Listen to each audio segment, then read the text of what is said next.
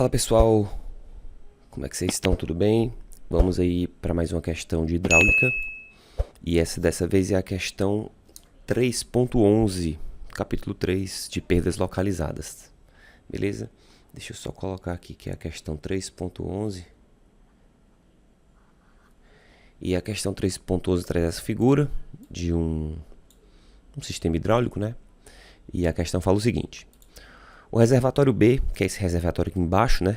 Esse reservatório que está aqui embaixo, ele é prismático de área igual a 1 metro quadrado. E aí a gente já desconfia que vai ter que calcular o volume dele. Se ele deu a área, né? Deu o formato, que é prismático. Diz que ele possui um orifício no fundo que abre, comandado pelo manômetro. Então tem um manômetro, né? Um sensor de pressão aqui no fundo que acusa quando deve ser aberto esse orifício. E isso ocorre quando atingir-se uma pressão de 4,9 kPa, conforme a figura, que é essa figura aqui. Ele pergunta qual deve ser a cota do nível d'água no reservatório A, que é esse reservatório aqui em cima, beleza? Para que, que está mantido em nível constante, para que o orifício do reservatório B, aqui embaixo, seja aberto 10 minutos após a abertura do registro de gaveta da canalização de alimentação. Então bem aqui, ó, se você bem notar, tem um registro, por que tá? Bem aqui tem um registro de gaveta que vai ser aberto e vai permitir que a água do reservatório A comece a de fato ser transportada pela tubulação até que chegue no reservatório B. Aí ele dá algumas informações a mais. Os tubos são de PVC rígido soldável de 1 polegada de diâmetro e os joelhos de 90 graus. As conexões aqui na nossa tubulação são joelhos de 90 graus. E no tempo t igual a 0, o reservatório B está vazio. E ele pede para a gente considerar a carga cinética. Tranquilo. Então, assim, o ponto inicial para essa questão, a gente sabe que a gente vai ter que calcular o momento que esse reservatório B atinge essa quantidade de água que faz com que o sensor seja disparado. Então, o que ocorre? O orifício do reservatório B ele vai ser aberto num dado instante. Esse instante é quando o manômetro medir uma pressão de 4,9 kPa, que eu já escrevi como 4,9 vezes 10 ao cubo. Certo? E quando é que isso acontece? Bom, isso acontece quando houver uma certa quantidade de água no reservatório B. Então, no reservatório B,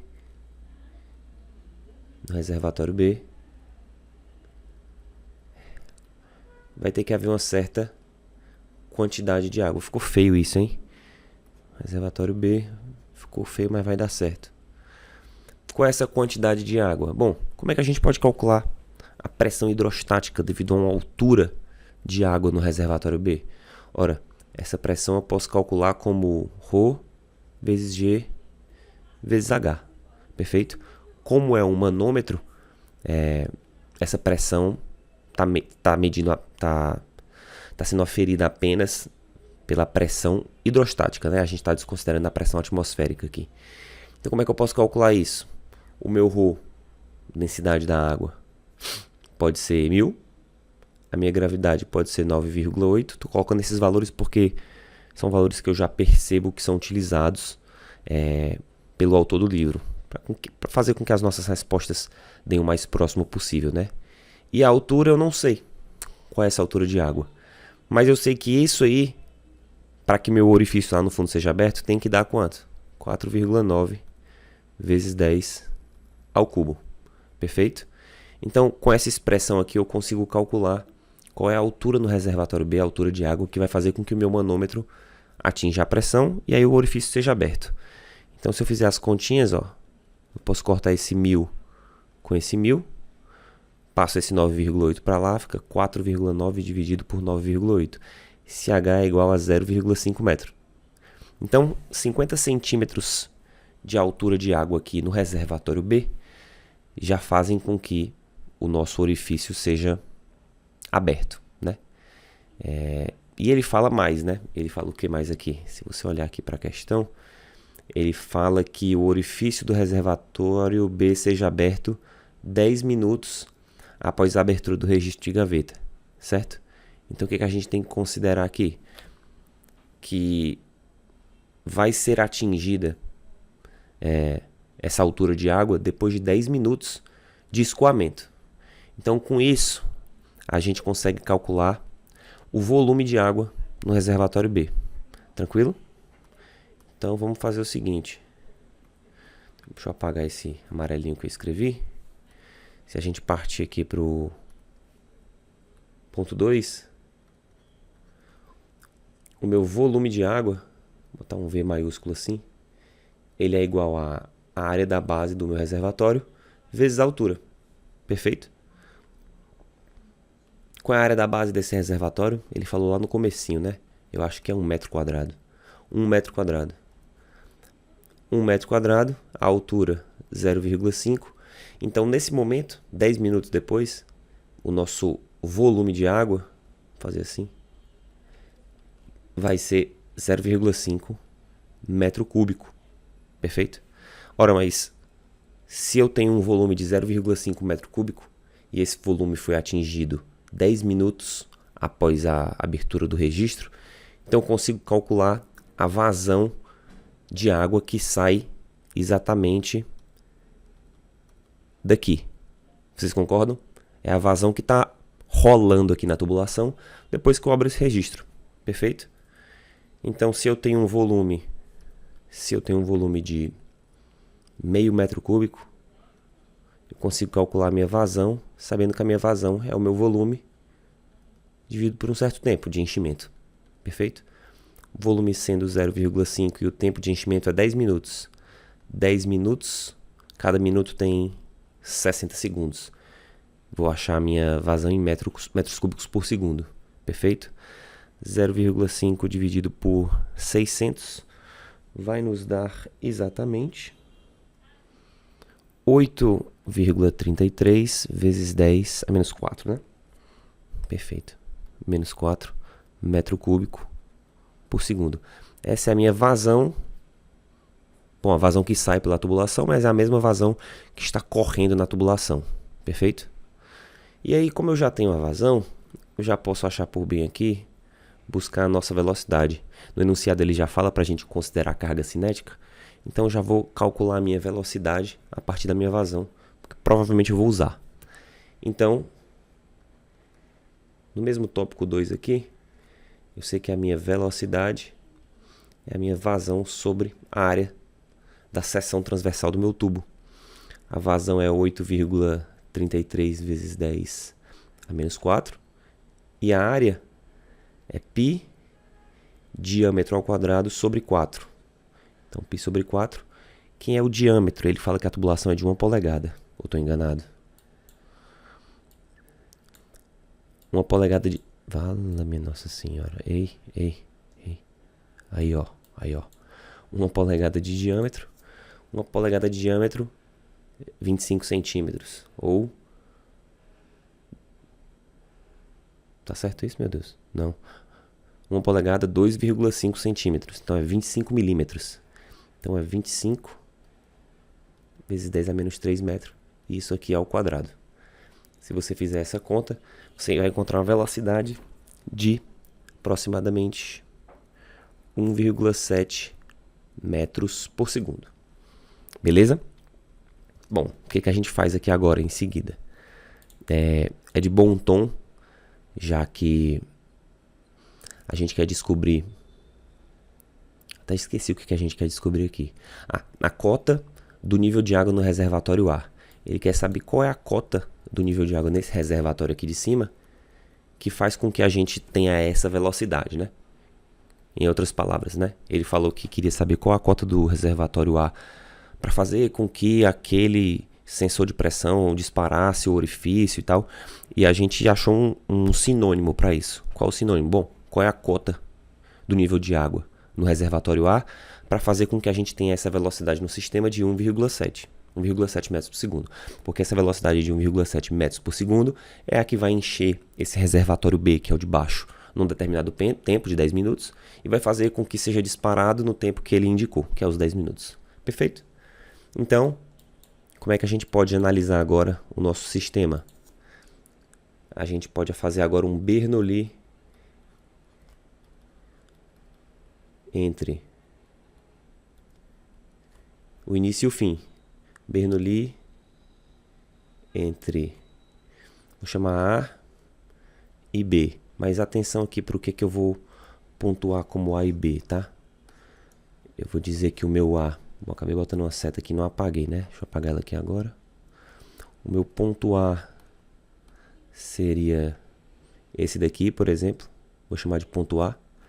E o meu ponto B, atenção, eu vou chamar aqui o final da minha tubulação. Beleza? Vamos lá. Para eu fazer Bernoulli aqui A em B, do que eu tenho que tirar aqui? No ponto A, a minha carga de pressão de A vai ser quanto? Vai ser 0, porque está aberto para a atmosfera. A minha velocidade em A vai ser quanto? Vai ser 0 também, porque aqui efetivamente o reservatório está sendo mantido a nível constante, como a questão pede. O nível da água basicamente não baixa, né? Ou aproximadamente não baixa. E o meu ZA é exatamente o que eu quero descobrir, tá? Então, essas são as características do ponto A. Aqui no ponto B, o que a gente tem? A pressão em B, ou a carga de pressão em B, também vai ser 0. Porque também a tubulação já vai estar aberta para a atmosfera. A velocidade em B vai ser a velocidade do sistema, que é o 1,7 metros por segundo. E o Z de B? Alguém pode me dizer quanto vale? Aqui, ó, está indicado. 0,6. É a altura em que se encontra o final da tubulação, tá bom? É válido notar aqui que o final da tubulação está em 0,6, mas o nível da água a gente já calculou e esse é 0,5 metro. Quer dizer, o final da tubulação ele não encosta no nível da água. Então há espaço, né? Então de fato a tubulação está aberta para a atmosfera. Então esse ZB é 0,6 metro. Com isso a gente já pode montar a nossa equação de Bernoulli. Beleza? Então vamos lá para baixo e vamos ver onde é que a gente esbarra, né? Se eu fizer Bernoulli entre A e B, eu tenho que a pressão de A sobre gama mais a carga cinética de A. Ficou feio aqui, mas é uma letra A, tá? Aqui também. Mais ZA menos a perda de carga de A para B é igual a carga de pressão de B mais a carga cinética de B mais a altura de B.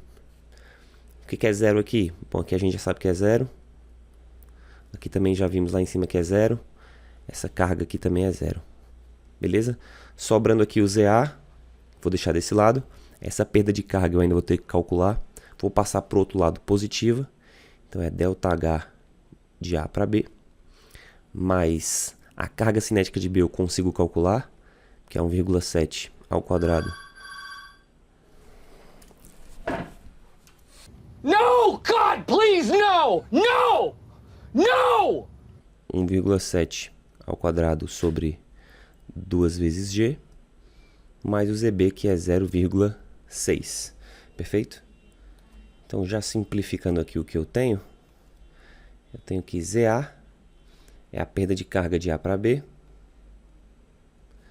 mais essa continha aqui, esse trecho aqui, esse termo, melhor dizendo, vai dar 0,147, 15 centímetros, né, aproximadamente, mais 0,6. Beleza? Então, o que ocorre? A gente precisa calcular aqui ainda a perda de carga de A para B.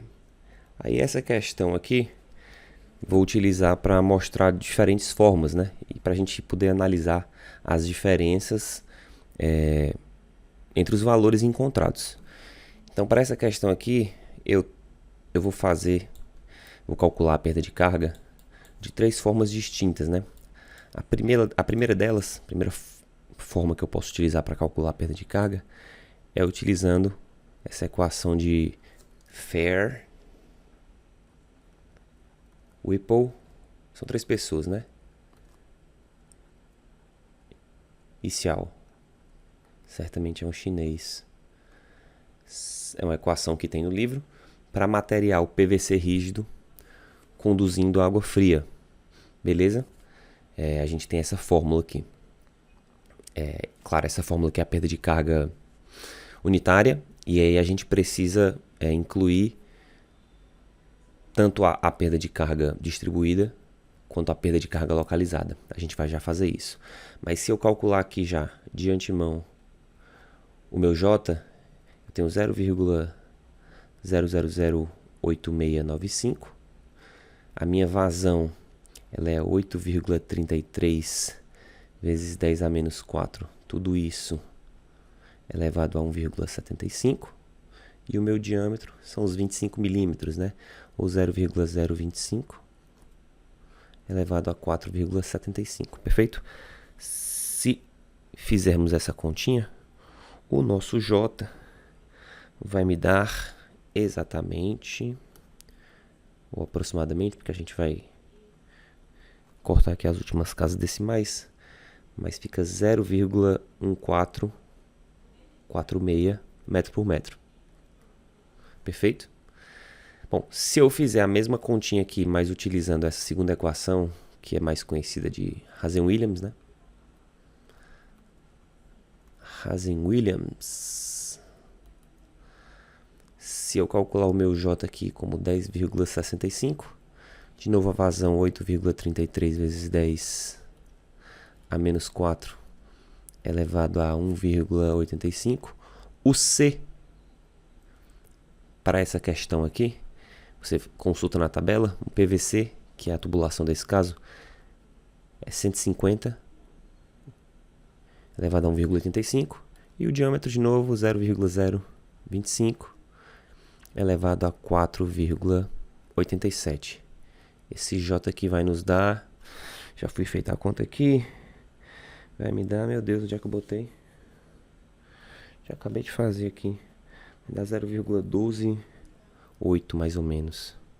É 0,128, 127, aproximadamente, metro por metro, beleza?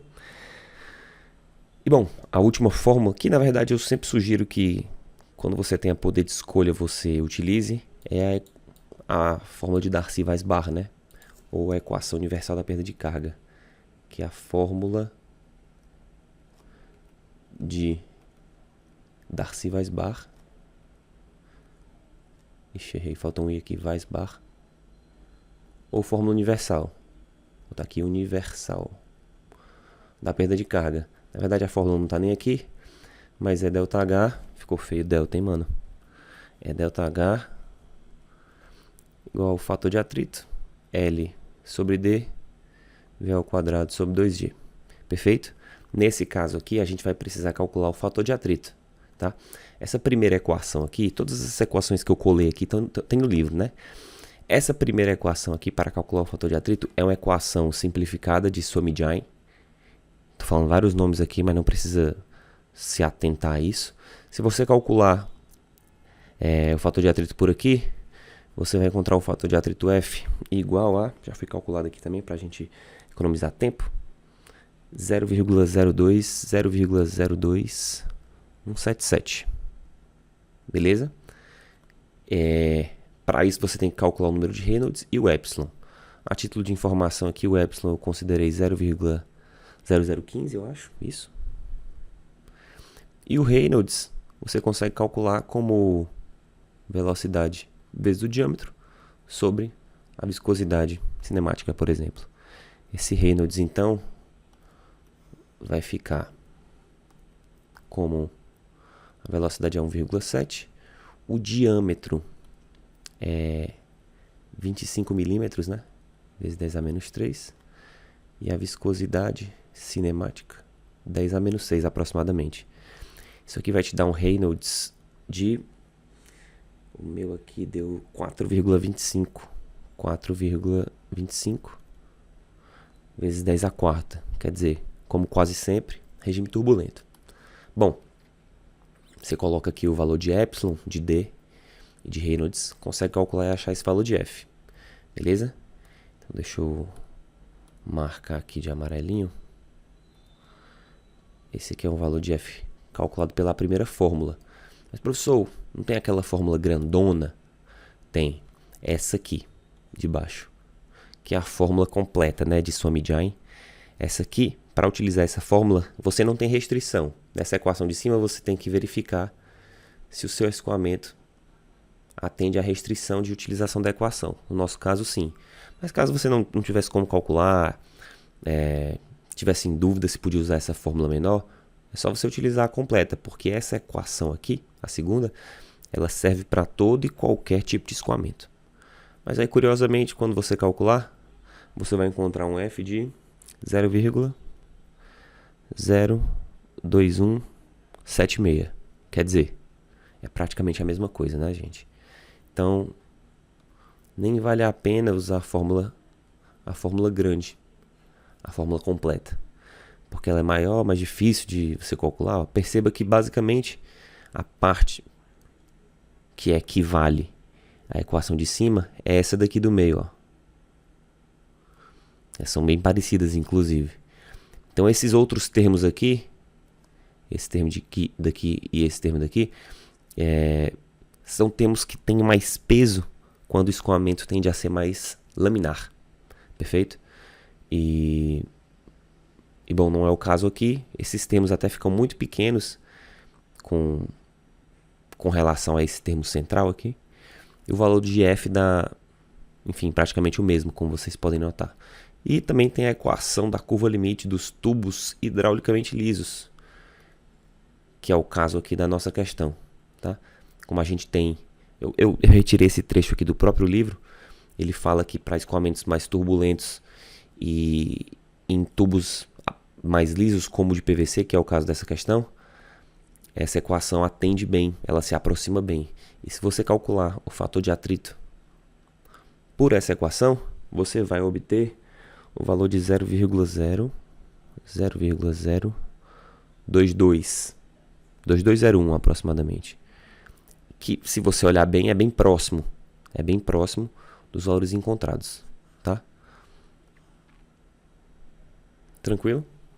Veja o quão próximo, né? Aqui é 2,2, aqui é 2,17.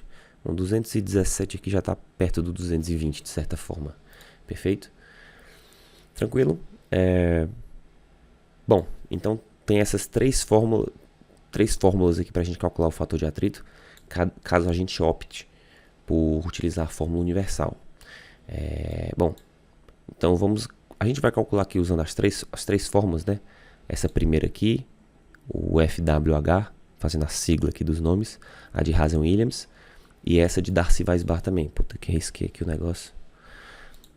E aí vamos analisar as diferenças, né? Se dá muito próximo, se dá diferente. Já antecipando, não vai dar tão diferente não, tá bom? Então vamos lá. Antes disso, já vamos calcular aqui quem são as nossas perdas localizadas. Vou fazer de roxo aqui, ó. Perdas localizadas. Aqui tem um ponto importante dessa questão, eu vou já indicar qual que é. As nossas perdas localizadas aqui são, basicamente, uma entrada, aqui em cima, em roxo, beleza? Aí aqui tem 1, 2, 3, 4, 5, 6 cotovelos. Então uma entrada. Quantos cotovelos eu disse? 6? 1, 2, 3, 4, 5, 6, 7 cotovelos, né? 6. 6 cotovelos de 90 graus. Acho que eu estou escrevendo aqui. Eu estou na frente, né? Minha imagem. E aqui na saída B, para mim não faz sentido calcular essa saída como uma perda localizada. Bem aqui. A gente coloca essa saída como uma perda localizada se fosse uma saída que entrasse no reservatório, por exemplo. Nesse caso, o K da saída, a singularidade, o K vale 1. dado que quando você vem com uma certa velocidade e entra em contato com um reservatório de grandes dimensões, por exemplo, você perde toda a sua energia cinética. Por isso que o K vale 1. Só que aqui, perceba que a gente tem uma distânciazinha, né? A gente não está entrando no reservatório. A gente tem aqui 1 metro de diferença do 0,6 para o 0,5. Então aqui basicamente a gente só tem isso. Ah, estava esquecendo já aqui. A gente tem também um registro de gaveta. Então vou colocar aqui. Um registro de gaveta. Beleza? Então, se você consultar a tabela 3.4, salvo engano, isso, exatamente. A tabela 3.4, vou botar aqui entre parênteses, ó, tabela 3.4 do livro. Essa entrada aqui vai te dar um 0,5. Um K igual a 0,5. Esses 6 cotovelos aqui vai te dar um K de 6 vezes 0,9. Acho que ele falou se o cotovelo era de raio curto ou de raio longo, mas já checando lá é o de 0,9. Isso aqui vai dar 5,4. Tranquilo? E esse registro de gaveta aqui, também pela mesma tabela, vai dar 0,2. Tranquilo? Então, o nosso somatório de K, o nosso K total aqui, nosso K total é 0,5 mais 5,4 dá 5,9, mais 0,2 dá 6,1. Perfeito? Então, quando a gente for calcular a nossa perda de carga, a gente vai utilizar esse K como K total para perda localizada. Perfeito? Então, vamos lá. Concluindo. A gente vai utilizar essa equação, mas aí eu vou fazer aqui o tópico 3, a gente vai dividir em 3 partes, né? A gente pode até fazer em cores diferentes, tá? A gente pode fazer no verdinho. E verdinho vai ser usando Fair Whipple Ricial. Então a gente vai calcular primeiro aqui a nossa perda de carga de A para B. Como é que eu calculo? J vezes o comprimento total. Perfeito? Bom, então aqui para eu calcular a minha perda de carga através dessa fórmula de FWH, eu preciso achar, na verdade, o meu comprimento total, né? Deixa eu ver se eu estou com a coisinha certa. Meu comprimento total equivalente, ou melhor, total, né? Vou escrever aqui como total. E esse meu comprimento total, ele é o meu comprimento real mais o comprimento equivalente. Como é que eu encontro esse comprimento equivalente? Esse comprimento equivalente, eu posso fazer uma relação entre o K e o F L sobre D. Beleza? Esse aqui vai ser o meu comprimento equivalente. Então eu consigo encontrar o meu comprimento equivalente fazendo K vezes D sobre F. E é tudo que eu tenho, né? O meu K eu já tenho, o meu D eu tenho e o meu F já foi calculado. Já para adiantar, eu vou utilizar aqui um F baseado nessas duas equações de cima. Vou arredondar para 0, o meu F aqui utilizado vai ser um 0,0218. Esse vai ser o F que eu vou utilizar. Perfeito? Mais próximo aqui dessas duas, e eu estou arredondando aqui até a quarta casa decimal. Certo? Então, dado isso, posso calcular aqui o meu comprimento equivalente, tá? Se eu calcular aqui o meu comprimento equivalente, L é Q, ele vai ser igual ao meu K, que é 6,1, que foi calculado aqui em cima, né? Vou mostrar para vocês aqui, ó. O meu K total, 6,1, vezes o diâmetro, que é 25 centímetros, ou 0,025, sobre o F, que é 0,0218. Fazendo essa conta, a gente vai encontrar 6,99. E aí eu vou arredondar para 7, tá? Pode deixar 6,99 também, a diferença vai ser pouca. Tudo bem? certo? Tem outras maneiras de calcular esse comprimento equivalente. Você pode usar as tabelas que já tem no livro, mas atenção que tem duas tabelas, tá?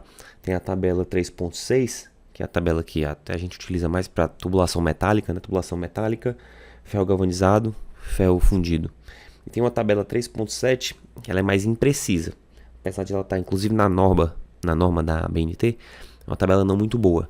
Então eu sugiro, caso queira utilizar essas fórmulas de perda de carga unitária, fazer essa equivalência aqui, tá bom? De comprimento equivalente é igual a K vezes D sobre F. A desvantagem é que você vai ter que calcular o fator de atrito para fazer isso. Então talvez, acabei apagando aqui o metro, talvez seja ideal utilizar mesmo a fórmula universal. Mas vamos ver o resultado que a gente vai obter aqui. Então a minha perda de carga de A para B vai ser igual ao J. O J aqui para essa fórmula de FWH, a gente calculou aqui em cima como 0,1446. Então, é 0,1446 vezes o comprimento total. O comprimento total é o comprimento real da tubulação, que eu ainda não calculei, mas vou calcular, mais o comprimento equivalente, que eu encontrei como 7. Tá? Então, qual que seria o comprimento real da tubulação? É só você somar, tá? É meio, aqui é meio, mais 1, 1,5, mais meio, 2, mais 1, 3, 3,5, 4,5, 4,7, tá? Vou apagar esses riscos aqui para não ficar tão feio. Então, o comprimento total, 4,7. Só você somar os trechos, fica 4,7. Se você fizer essas contas aqui, você vai encontrar que a sua perda de carga de A para B vai ser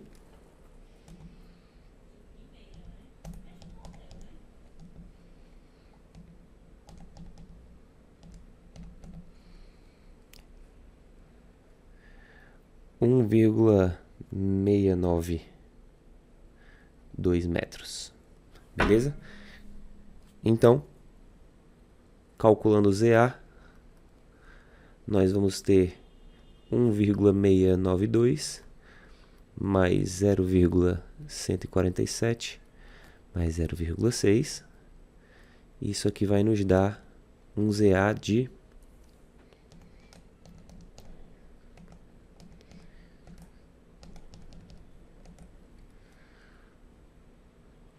2,44 metros, aproximadamente. Beleza? Aí vamos fazer agora, segundo as nossas outras duas fórmulas, né? Vamos mudar aqui de cor para ficar bonito. Ficar de laranja aqui, usando Hazen-Williams. Se eu utilizar Hazen-Williams, o que que eu vou obter? Vou fazer aqui, né? Ó. Hazen-Williams.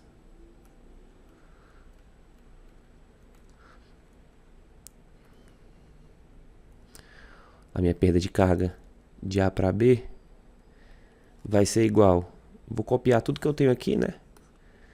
Ó, vou pegar essa equação aqui, que vai ser 11,7. O que vai mudar vai ser a perda de carga unitária. Então é 11,7, que é o comprimento total.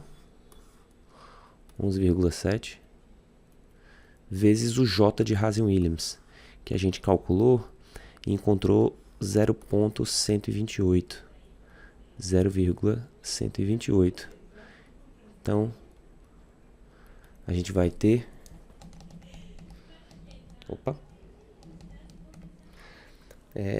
1,497. Aqui dá para arredondar com tranquilidade para 1,5. 1,497, que eu vou arredondar aqui para 1,5 metros. E aí, novamente, pegando aqui já a nossa equação, aqui do lado, ó, é o ΔHB mais 0,147 mais 0,6. Então, o ZA vai ser o 1,5 que a gente acabou de calcular, mais o 0,147 mais 0,6. Perfeito? Então, o nosso ZA aqui vai nos dar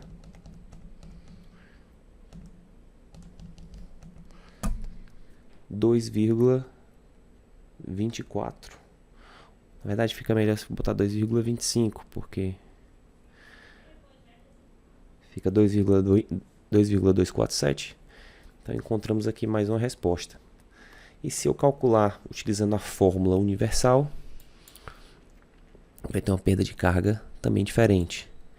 Vamos fazer aqui de, sei lá, de azul. Se eu calcular a minha perda de carga através de Darcy-Weisbach,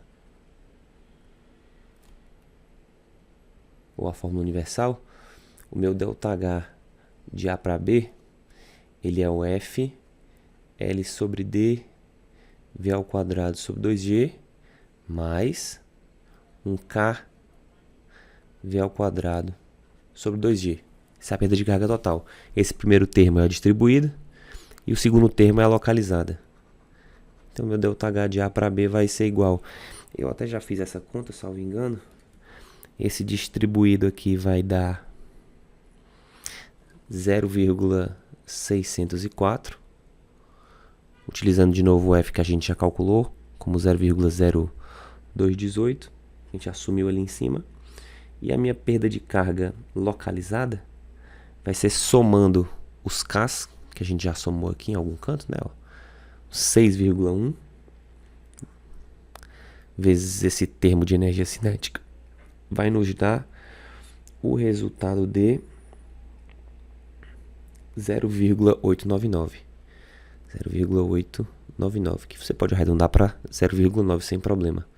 Então, ΔH de A para B total vai ser, se você somar, 0,604 mais 0,899.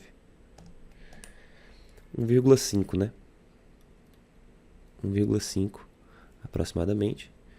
E aí, novamente, é só você... Olha aí, na verdade deu igual aqui, né? Ó. Deu igual ao que a gente obteve utilizando Hazel-Williams. Porque a nossa perda de carga de A para B aqui também deu 1,5. Perfeito? Então aqui o resultado vai ser o mesmo, né? 1,5 mais 0,147 mais 0,6. Que o nosso ZA ele é igual a 2,25 metros. Perfeito?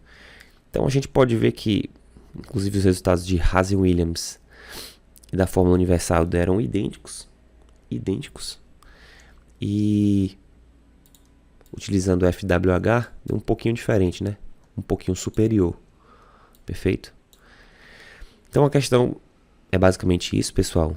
Tem essas nuances aí. Para calcular o fator de atrito, é importante lembrar que a gente pode utilizar essas equações. É preciso calcular o número de Reynolds eventualmente. Mesmo para usar a perda de carga localizada, às vezes as tabelas não são tão boas, como é o caso dessa tabela 3.7, eu não gosto muito, que é a que é utilizada para PVC, tá? E é isso, a questão consiste nisso. Espero que vocês tenham gostado. Se inscreva, curte, comenta, compartilha. É nóis, um grande abraço. Valeu!